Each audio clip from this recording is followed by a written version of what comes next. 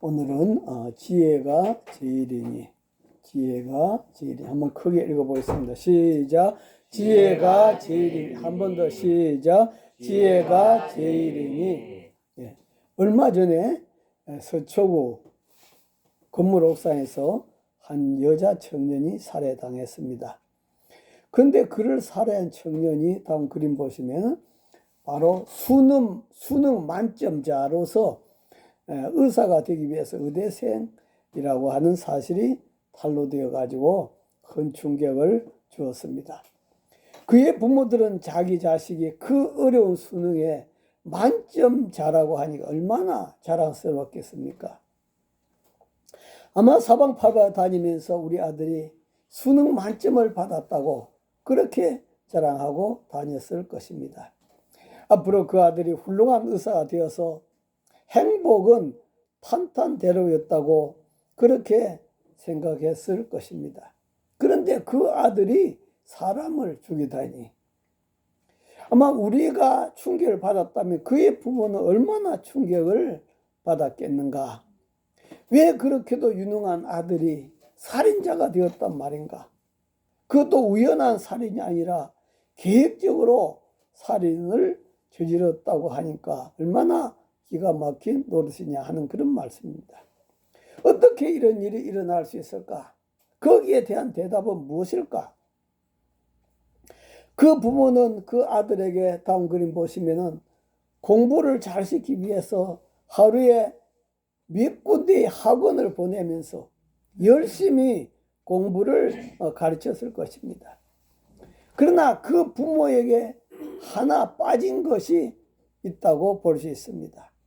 그것은 지식은 많이 가르쳐서 머리에 많이 들어있었지만도 인생을 사는 지혜, 이웃을 사랑하고 존중하는 그 지혜를 가르치지 못했다 하는 그런 말씀인 것입니다. 아무리 많은 지식을 소유했다 할지라도 지혜를 소유하지 못하면 이러한 불상사가 일어난다고 하는 것을 보여주고 있는 것입니다. 그래서 하나님은 지혜가 제일이라고 말씀하고 계신데 다음 말씀 볼까요? 시작. 지혜가 제일이니 지혜를 얻으라. 네가 얻은 모든 것을 가지고 명철을 얻을지니라. 지혜가 제일이니 지혜를 얻으라. 오늘 스승의 주일을 맞이해서 우리 참 스승은 하나님이십니다. 참 스승이신 하나님이 우리에게 주시는 지혜에 관해서 오늘 말씀을 받고 또 지혜를 받아서 복된 삶 살아가시길 바랍니다. 첫 번째 따라합니다. 우리가 살아가는 세상에서 지혜가 있어야 한다. 우리가 살아가는 세상에서도 보면 어떤 사람들은 참 지혜롭게 살아가는 사람이 있는가 하면은 어떤 사람들은 참으로 미련하게 살아가는 그런 사람들이 또 많이 있는 것을 볼 수가 있습니다. 지혜란 무엇인가 하니까 사물의 이치나 상황을 제대로 깨닫고 그것을 현명하게 대처할 방도를 생각해내는 정신의 능력이라고 그렇게 사전에는 정의하고 있습니다. 이해하기 쉽게 하기 위해서 다음 그림 보시면은 유대인들의 교육 방법을 예로 한번 들어본다면요. 유대인들은 자녀들에게 물고기를 주지 말고 물고기 잡는 법을 가르쳐 주라. 그렇게 그들은 교육을 하고 있습니다. 물고기를 주면 그 물고기를 며칠 동안은 잘 먹고 행복하게 살아갈 수 있을 것입니다. 그러다 물고기가 다 떨어지면 굶을 수밖에 없다는 것이죠. 그러나 물고기 잡는 법을 가르쳐 주면은 일평생을 먹고 살 수 있다 하는 그런 말씀입니다. 그래서 유대인들은 물고기를 주지 말고 물고기 잡는 법을 가르쳐 주라. 그래서 유대인들은 한 가지 이상 직업은 모두 다 어렸을 때부터 가지도록 그렇게 하고 있습니다. 최근에 읽은 책이 있습니다. 제목은 파이프라인의 우화라고 하는 그런 책입니다. 1801년에 이탈리아 중부 어느 작은 마을에 파블로와 브루노라고 하는 두 청년이 있었습니다. 이들은 마을에서 가장 큰 부자가 되겠다 하는 그런 포부를 갖고 있었어요. 그때 그 마을의 물탱크에 물이 줄어들어서 다음 그림 보시면 가까운 강에서 물을 길어올 사람을 구했습니다. 다행히 이 두 사람이 나서서 하루 종일 물을 길어서 탱크에 물을 채우고 그렇게 돈을 벌었습니다. 그들은 우리에게 이렇게 행운이 찾아오다니. 그들은 돈을 매일 많이 벌 수 있어서 참으로 좋아했습니다. 그러나 파블로라고 하는 청년은 좀 더 쉽게 마을로 물을 길어오는 방법은 없을까? 그렇게 생각했습니다. 하루 종일 어깨에 지고 물을 길어오려니까 너무 힘들다 이 말이에요. 그래서 어떻게 하면 좀 더 쉽게 물을 길어오는 방법이 없을까? 그렇게 생각하다가 브루노에게 강에서부터 마을까지 다음 그림 보시면은 파이프를 연결하는 것이 어떻겠느냐? 그렇게 제안했습니다. 강에서 마을까지 파이프를 연결한 게 좋지 않겠냐? 그러자 브루노는 말도 안 되는 소리를 하고 그렇게 거절하고 말았습니다. 그러나 파블로는 시간을 쪼개가면서 하루 번 돈의 일부를 투자해가지고 조금씩 파이프를 사가지고 연결하기 시작했습니다. 절반 정도 파이프를 완성했을 때 물 깃는 것도 훨씬 쉬워졌습니다. 그러나 반대로 브루노는 어떻습니까?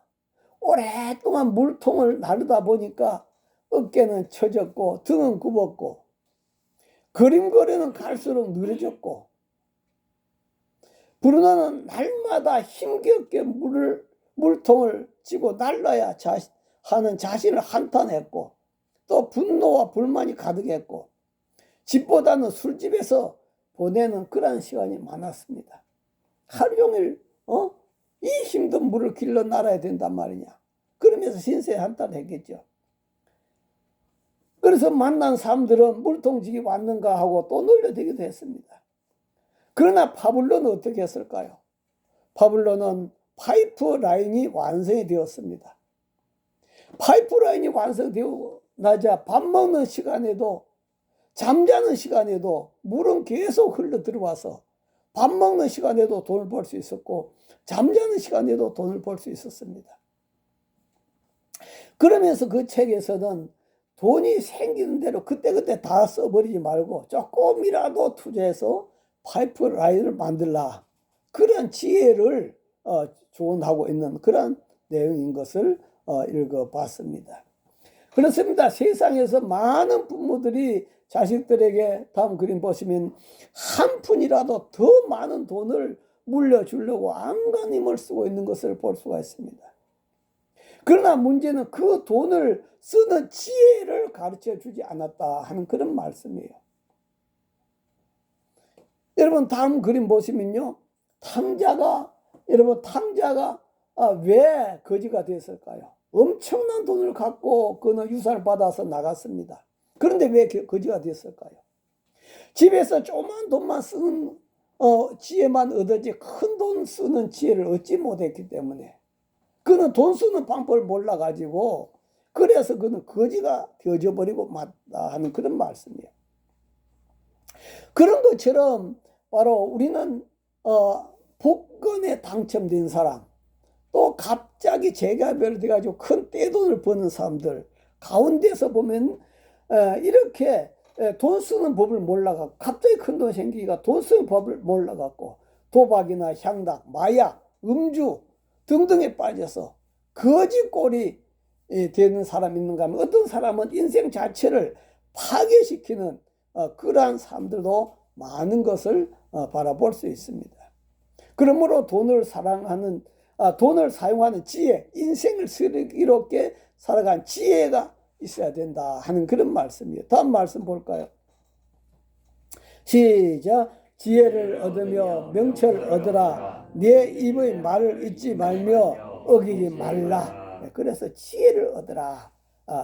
그래서 하나님이 주신 은사들 가운데 그 첫 번째 은사가 무엇인가 하니까 바로 지혜의 은사입니다. 다음 말씀 보면은 시작. 어떤 사람에게는 성령으로 말미암아 지혜의 말씀을 어떤 사람에게는 같은 성령을 따라 지식의 말씀을 먼저 지혜가 있고 그 다음에 지식이 있어야 된다 하는 그런 말씀이에요. 그런데 우리가 사는 세상은 지혜는 뒷전이고 지식만을 추구하고 있다. 그래서 우리가 세상에 살아간 동안에도 어떤 사람은 아주 참 지혜롭게 살아가는 사람이 있는가 하면은 어떤 사람은 미련하게 살아가는 사람들도 많이 있는 것을 바라볼 수 있는데, 저와 여러분들도 세상에 살아가는 동안 지혜로운 인생 되시기를 주의 이름으로 축원합니다. 할렐루야. 자, 그리고 두 번째는, 그래서 우리는 하나님의 지혜를 받아야 합니다. 한번 따라합니다. 하나님의 지혜를 받아야 합니다. 하나님의 지혜를 받아야 합니다. 네, 하나님의 지혜는 어떠할까? 우리가 살고 있는 이 세상이 너무나 신기하지 않습니까? 우리가 살고 있는 이 세상이 얼마나 기가 막히게 만들어놨지 않습니까? 이 모든 세상 만물을 어떻게 만들었을까? 하나님의 지혜로 만드셨다 하는 그런 말씀이에요. 다음 말씀 보면은 시작. 여호와여 주께서 하신 일이 어찌 그리 많은지요. 주께서 지혜로 그들을 다 지으셨으니 주께서 지으신 것들이 땅에 가득하나이다. 우리 인간의 지혜로는 도저히 상상할 수 없는 그 어마어마한 인체, 우주, 이 모든 것들을 우리가 바라보면은 이 모든 것이 하나님의 지혜로 그들을 다 지으셨다라고 그렇게 말씀하고 있습니다. 하나님의 지혜를. 성경에 보면 믿음의 선배들이 다 하나님의 지혜를 받아서 사역을 감당했던 것을 볼 수가 있습니다. 요셉을 한번 보면, 다음 말씀 보면은 시작. 요셉에게 이르되 하나님이 이 모든 것을 내게 보이셨으니 너와 같이 명철하고 지혜 있는 자가 없도다. 요셉 참 대단한 그러한 일을 했죠. 참 남의 나라의 종으로 팔려가서 국무총리까지 되었는데, 이것이 바로 자신의 지혜가 아니라 하나님의 지혜, 하나님이 바로 그러한 지혜를 주셨다 하는 그런 말씀이고요. 또 가나안 땅을 정복했던 여호수아도 다음 말씀 보면은 시작. 모세가 눈의 아들 여호수아에게 안수하였으므로 그에게 지혜의 영이 충만하니. 지혜의 영이 충만했더라. 그래서 가나안 땅을 정복하고 이스라엘 백성들을 가나안 땅에 정착시키는데 바로 지혜의 영으로 그 일을 사명을 감당했다 하는 그런 말씀이에요. 또 다윗도 보면 그 다음 말씀 보면은 시작. 다윗이 그의 모든 일을 지혜롭게 행하니라. 여호와께서 그와 함께 계시니라. 다윗이 행하는 모든 일을 주변 사람들 보니까 참 지혜롭다 이 말이요. 어떻게 저 지혜가 어디서 났나 이거죠. 그런 지혜를 하나님이 주셨다. 또 초대교회 7 집사님들도 한번 볼까요? 다음 말씀 시작. 형제들아 너희 가운데 성령과 지혜가 충만하여 칭찬받는 사람 7을 택하라. 우리가 이 일을 그에게 맡기고. 초대교회 7 집사를 뽑았는데 성령과 지혜가 충만한 사람이 첫 번째 바로 조건이더라 하는 그런 말씀입니다. 성령과 지혜가 충만했더라.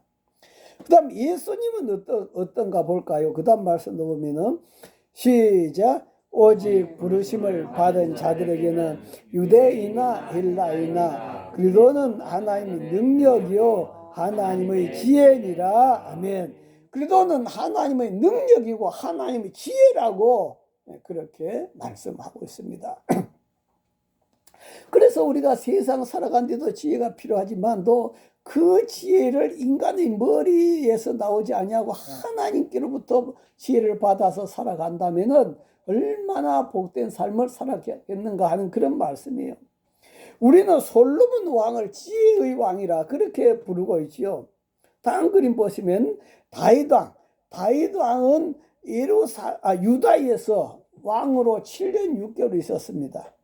유다 왕으로 7년 6개월 있었고, 그 다음 이스라엘 왕으로 33년, 도합해서 40년을 있었습니다. 40년 왕으로 있었는데 유다 왕으로 있을 때 그는 큰아들 암몬, 둘째 아들 길라, 셋째 아들 압살롬, 넷째 아들 아도니아, 다섯째 아들 아비달, 여섯째 아들 이드르암 6명의 아들을 유다 왕으로 있을 때 낳았습니다. 그런데 이들의 특징은 보면 전부 다 엄마가 다르다는 거예요. 우리나라도 옛날의 왕들은 이렇게 많은 부인을 얻었습니다만도 이 다윗도 전부 엄마가 달라요. 6명 다 엄마가 다 달라요. 다윗이 참 잘한 것도 많지만도 그의 부인을 두고 자녀를 낳은 것은 힘이 잘못된, 여러 명의 부인을 두고 자녀를 낳은 것은 힘이 잘못된 것이라 그렇게 볼 수가 있어요. 하나님의 지혜를 따라가지 않았다는 거죠. 신명기 17장 15절부터 보면은 이스라엘 백성들이 왕을 세울 때는 외국인은 왕을 세우지 말아라. 두 번째는 병마를 많이 두지 말아라. 군대를 많이 두가지고 너무 하나님 의지하지보다도 군대를 의지하는 그런 경우를 보면서 병마를 너무 많이 두지 말아라. 그 다음 세 번째는 아내를 많이 두어 미혹되게 하지 말아라. 그러니까 아내가 많으면은 그 솔로몬도 아내가 많아가지고 그 아내들이 이 우상 저 우상 끌고 다니면 그 우상 앞에 절하고 돌아다니라고 다 그 마지막에 다 망했잖아요. 그 네 번째는 자기를 위하여 은금을 많이 쌓아두지 말아라. 왕이 자기를 위해서 그 돈을 많이 쌓아두지 말라 하는 그런 거죠.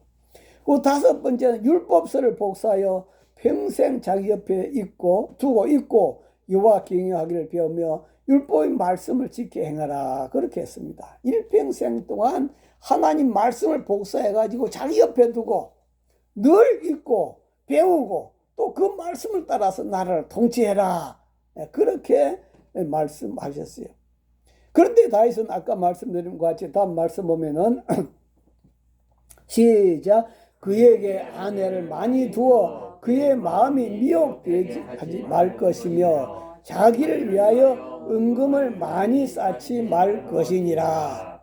예, 이렇게 행한 이 행동은 바로 다윗에게 큰 오점이 지혜롭지 못한 행동이다. 이렇게 함으로 말미암아 그의 가정이 어떻게 됐을까요? 다윗의 가정은 풍지박산이 됩니다. 자녀들끼리 성폭행을 하고 형제들끼리 형제를 죽이는 살인극이 벌어지고 자녀가 아버지를 죽이겠다고 군대까지 동원하고 그 가정이 편하겠습니까? 하나님의 지혜를 따라가지 않고 자기 지혜를 따라가다가 바로 이렇게 가정이 풍지박산이 나게 된다 이 말이에요. 그러므로 오늘 저와 여러분들은 하나님 말씀대로 살아야 지혜인 줄 믿습니다. 할렐루야. 그래서 뭐 살아가다 힘들면은 성경 읽고 또 기도하고 하나님은 뭐라고 말씀하신지 하나님의 지혜를 얻어야 된다. 그런데 다윗은 이것으로 끝나지 않고 예루살렘의 왕이 된 후에 또 많은 처첩들을 얻었습니다. 거기서 11명의 자녀를 더 낳게 됩니다. 그래서 솔로몬도 거기서 태어났는데 다음 말씀 보면은 시작. 예루살렘에서 그에게 난 자들의 이름은 삼무아와 소박과 나단과 솔로몬과. 예루살렘에서 유다에서 유다 왕으로 있을 때 6명이 났으니까 여기 4명이 나오지 않아요. 그러면 솔로몬은 17명 가운데서 10번째 아들이다 하는 그런 말씀이에요. 10번째 아들입니다. 게다가 솔로몬은 어머니가 누굽니까? 솔로몬 어머니는 이스라엘 장군의 바세바라고 하는 사람의 부인입니다. 장군의 부인이에요. 다윗이 그 장군의 부인을 간음하고 탈로 날까봐 그 남편 장군을 전쟁터에 보내갖고 죽게 만들었어요. 그러고 나서 그 아내를 자기 아내로 삼는 이 엄청난 참 죄를 저지르지요. 그런데 거기서 태어난 아들이 바로 솔로몬이다 이 말이요. 그런 솔로몬이 어떻게 왕이 될 수 있을까요? 또 그런 솔로몬이 어떻게 지혜로운 왕이 될 수 있을까요? 바로 솔로몬이 뭘 사모했기 때문이다? 하나님의 지혜를 사모한 줄 믿습니다. 할렐루야. 다음 그림 보시면은 바로 하나님의 지혜를 사모한 거예요. 솔로몬이 일천 번제를 하나님 앞에 들 때에 하나님께서 꿈에 나타나셔서 내가 네게 무엇을 줄꼬? 너는 구하라.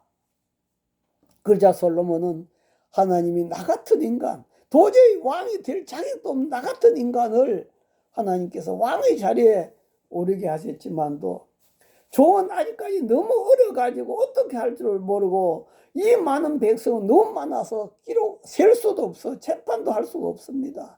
그러면서 그는 하나님 앞에 어떤 기도를 합니까? 다음 말씀 시작. 저에게 주님의 백성을 다스릴 수 있도록 옳고 그름을 가려 판결할 수 있는 지혜를 주십시오. 주께서 지혜를 주시지 않으시면 이렇게 많은 주님의 백성을 어떻게 다스릴 수 있겠습니까? 자신에게도 지혜가 있어요. 그런데 자신의 지혜로 갖고는 안 되겠다 이거죠. 하나님이 나에게 지혜를 주셔야만 되겠습니다. 그렇게 그는 지혜를 구했습니다. 부귀영화도 구하지 않고 하나님 앞에 지혜를 구한 줄 믿습니다. 할렐루야. 저와 여러분들도 하나님 앞에 지혜를 구해서 세상 또 지혜롭게 살아가고 하나님의 지혜를 가지고 이 세상을 복되게 살아가는 저와 여러분 되시기를 바랍니다. 할렐루야. 하나님은 솔로몬에게 너처럼 지혜로운 사람은 전에도 없었고 앞으로도 없을 것이다. 그렇게 말씀하시면서 부귀영화도 같이 주셨다. 그러면서 하나님은 오늘 저와 여러분에게 뭐라고 말씀하시는가 다음 말씀 볼까요? 시작. 지혜가 부족한 사람이 있으면 하나님께 구하십시오. 하나님께서는 자비로우셔서 모든 사람에게 나눠주시는 것을 즐거워하십니다. 따라서 여러분이 필요로 하는 지혜를 주실 것입니다. 할렐루야. 지혜가 부족하다고 생각되면 하나님 나에게 지혜를 주십시오. 말씀을 깨닫게 해주십시오. 그래서 여기서 우리가 지혜라고 하면은 여러 가지를 생각할 수 있겠습니다만 첫 번째 지혜는 바로 하나님 앞에서 깨끗하게 살아가는 것이 첫 번째 지혜입니다. 다음 말씀 볼까요? 시작. 오직 위로부터 난 지혜는 첫째 성결하고 다음에 화평하고 관용하고 양순하고 긍휼과 선한 열매가 가득하고 편견과 거짓이 없나니. 예, 우리가 지혜라고 하면 세상에 뭐 요령 피우고 뭐 이런 걸 지혜라고 생각할 수 있겠습니다만도 하나님은 바로 저와 여러분 성결하는 삶, 화평하는 삶, 관용하는 삶, 순한 삶, 긍휼과 선한 열매가 가득한 삶, 편견과 거짓이 없는 이러한 삶을 바로 하나님의 지혜라고 그렇게 말씀하고 있습니다. 그리고 또 하나님의 지혜는 우리로 하여금 저 천국까지 바라보게 하는 그런 지혜다 하는 그런 말씀이요. 다음 그림 보시면 어떤 사람이 농사를 지었습니다. 엄청나게 농사가 잘 돼서 큰 부자가 되었습니다. 그는 자신에게 이렇게 많은 곡식을 쌓아두었으니 여러에 쓰기에 넉넉하니 이제는 내 영혼아 편히 쉬고 먹고 마시자. 그리고 인생을 즐기자. 먹고 마시고 날마다 춤추며 즐기자. 그렇게 했어요. 그랬더니 하나님 뭐라고 말씀했을까요? 다음 말씀 보면은 시작. 그러나 하나님께서 사람에게 말했다. 어리석은 사람아, 네가 네 영혼을 가져갈 것이다. 그러면 네가 준비한 것을 누가 가져가겠느냐? 이 땅에서 그렇게 큰 부자가 되었음에도 불구하고 저 미래 천국을 준비하지 못하는 인생을 가리켜서 무슨 사람이다? 어리석은 사람이다. 어리석은 사람이다. 오늘날 우리가 보면 하나님을 믿지 않고 세상에서 부귀영화 누린다고 하지만 다 어리석은 사람이다 라고 말씀합니다. 그래서 하나님은 오늘 저와 여러분이 이렇게 말씀하여 다음 말씀 볼까요? 시작. 그러므로 너희 재물을 하늘에 쌓아두어라. 하늘에서는 좀이 먹거나 독슬지 않으며 도둑이 들어와 훔쳐가지도 못할 것이다. 아멘. 땅에만 쌓아둔 것은 네 영혼 떠나가 버리면 아무것도 없다. 하늘에 쌓아두어라. 하늘에다가 너희 재물 쌓아두면은 그거는 조미 먹거나 녹슬지 않고 도둑도 없어 훔쳐가지도 않으며 다 그 상을 하늘나라에 가서 받게 될 것이다. 할렐루야. 자, 이러한 지혜의 삶. 지혜의 삶 세 번째는 따라합니다. 지혜의 삶에는 상급이 있습니다. 지혜의 삶에는 상급이 예, 있습니다. 지혜롭게 살아가는 삶에는 거기는 반드시 상급이 있습니다. 그래서 오늘 본문 말씀 보면 다음 말씀 볼까요? 시작. 지혜를 존중하여라. 그러면 지혜가 너를 높여줄 것이다. 지혜를 취하여라. 그러면 너를 영화롭게 해줄 것이다. 지혜가 네 머리에 아름다운 화관을 씌워주며 영화로운 면류관을 줄 것이다. 네, 정말로 우리가 하나님의 지혜를 받아서 살아가면은 그가 우리를 높여줄 것이고 또 우리를 영예롭게 해줄 것이고 또 아름다운 화관을 씌워줄 것이고 영화로운 면류관을 씌워줄 것이다. 그래서 지혜를 가지고 살아라. 다음 그림 보시면 한 부부가 있었습니다. 한 부부가 부부싸움을 했어요. 부부싸움을 하다가 남편이 몹시 화가 나가지고 아내에게 나가버리라고 소리를 질렀습니다. 아내도 화가 나가지고 나가려면 못 나갈 줄 알라 하면서 보따리를 싸가지고 나가버렸습니다. 그런데 아내가 나가다가 곰곰 생각해 보니까 이전에 목사님을 통해서 들었던 설교 말씀이 생각이 났습니다. 그래서 아내가 자존심을 다 내려놓고 집으로 다시 돌아왔습니다. 화가 덜 풀린 남편은 왜 다시 들어오냐고 또 소리 질렀습니다. 그러자 아내는 뾰루통한 표정으로 중요한 것, 아주 중요한 것을 두고 가서 그까지로 왔다고. 아주 중요한 것을 두고 갔다고. 그러자 남편은 칠칠치 못하다고 하면서 그 중요한, 정말 당시 중요한 게 뭐냐고 물었어요. 그랬더니 아내가 하는 이야기가 바로 그 나한테 가장 중요한 것은 바로 당신이라고. 당신을 두고 가서 다시 찾으러 왔다고. 그 소리를 들은 남편은 그냥 피식 웃고 부부싸움은 끝나버리고 말았답니다. 이렇게 지혜는 부부간의 화해를 주는 상급을 가져다 주게 된다 하는 말씀이죠. 예, 참 그 아내의 지혜로 말미암아 부부간의 참 싸늘한 분위기가 순식간에 풀리면서 그 화해의 상급이 주어졌던 것을 볼 수가 있습니다. 또 고기잡이를 하는 마을에 일찍 어머니를 여의고 아버지는 고기 잡으러 가고 아이만 혼자 있는 그런 가정이 있었습니다. 그런데 그 가정에 새 엄마가 들어왔어요. 새 엄마가 들어왔는데 비슷한 또래 아이를 데리고 들어왔습니다. 참 이런 가정 보면 평탄하기가 그렇게 쉽지를 않아요. 평탄하기가 그렇게 쉽지를 않은데 하여튼 새 엄마가 다시 자기 또래 아이를 데려와서 들어오면서 이제 구박을 하는 거죠. 그래가지고 다음 그림 보시면 자기 아들한테는 쌀밥을 먹이고 그도 이제 남편의 아들한테는 다음 그림 보시면은 이렇게 조밥이나 콩밥이나 이런 것을 먹였다 이 말이에요. 그게 마티가 없더라 이거죠. 그래서 이 아이는 참대 못해서 아버지한테 이야기를 했습니다. 아버지. 새엄마가요. 엄마가 들은 아들한테 날마다 쌀밥만 주면서요. 나한테는 이렇게 콩밥이나 조밥을 이렇게 줘요. 자, 그러자 그 아버지는 그래. 너 그 아이하고 씨름하면은 이길 수 있냐 물었어요. 그랬더니 예, 그렇죠. 제가 씨름을 하면 이길 수 있죠. 제가 힘이 더 세다고요. 그래, 그럼 한번 내가 씨름을 시켜볼 테니까 씨름해봐라. 그래서 이제 가족끼리 모아놓고 두 아이를 씨름을 시켰습니다. 씨름을 시켰는데 바로 자기 아들이 이겼어요. 자기 아들이 이기자 아버지는 야, 너가 참 힘이 센 걸 보니까 네가 콩밥을 많이 먹고 조밥을 많이 먹었는가 보다. 그러니까 너가 힘이 세가지고 이겼는가 보다. 막 그렇게 칭찬을 한 거예요. 그러니까 새엄마가 있다가 아니 콩밥 먹으면 힘이 세지나요? 그러자 이제 아버지가 힘없어 쓰러진 소도 콩 하나만 먹으면 힘이 생겨서 벌떡 일어난다고. 그날부터 이제 완전히 밥이 달라져 버린 거죠. 자기가 데려온 아이는 콩밥을 먹이고 조밥 먹이고 전체 아이에게는 쌀밥을 그렇게 먹였습니다. 아이는 아버지에게 그때 그러고 나서 자기가 쌀밥 먹는 이야기를 했어요. 그러고 나서 야, 너 또 씨름을 시킬 테니 이번에는 내가 힘이 세지만 져주라고 그렇게 했어요.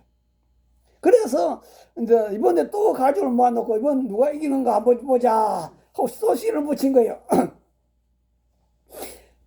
그랬더니 자기 전체 아들이 진 거지.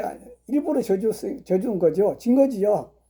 그랬더니 아버지가 또 이번에 한 이야기, 야, 너는 힘없는 것을 힘없이 지는 것을 보니까 너 쌀밥 못 먹었구나. 쌀밥 먹어서 이렇게 힘없이 지는구나. 어머니는 그것도 모르고 그 새엄마는 자기 아들 등을 쳐주면서 아, 장사다 장사요. 그러면서 계속 그 콩밥을 자기 아들한테 먹였다 하는 그런 이야기잖아요. 여기서 뭡니까? 참 이 아버지 지혜가 뛰어나지 않습니까? 이러한 지혜로 말미암아 가정의 평화라고 하는 상급이 주어진 줄 믿습니다. 할렐루야.